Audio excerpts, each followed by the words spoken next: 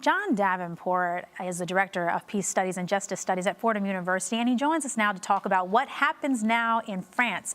Now, as a Director of Peace and Justice Studies from Fordham University, we've heard a number of we've heard that the number of jihadists has increased by 130%. That is huge. France, what's causing that? What's happening in Paris? I really think that in the last 2 or 3 years, the rise of radical Islamic groups in the popularity that they have throughout France, Germany, Britain, other European nations is largely due to the crisis in Syria, to the atrocities of the Assad regime.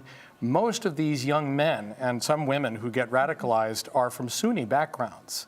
The ISIS group represents Sunnis, and they're very popular among populations who feel that their relatives, fellow people of Sunni background, have been slaughtered for 3 years by that regime in Syria.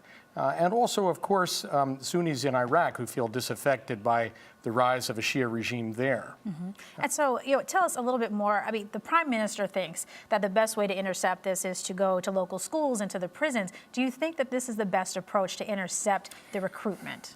Unfortunately, no. I think that what he's planning to do will be constructive. I do think that, having more efforts within the schools, more counselors, more teachers, maybe even the plan to segregate populations within the prison to keep the more radicalized groups away from the rest of the general population.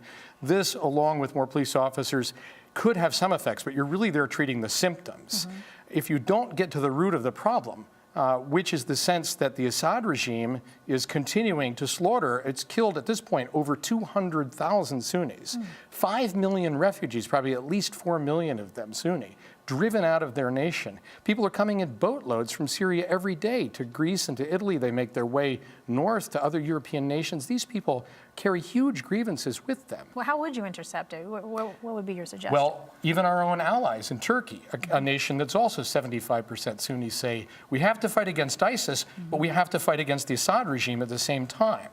We can't get to the root of this problem without removing Assad from power in Syria. Thank you. It's as simple as that. That's exactly what has to be done. So, John Davenport, thank you again. He's the Director of Peace and Justice Studies at Fordham University. Thanks again for joining us. And you're watching Arise News Now.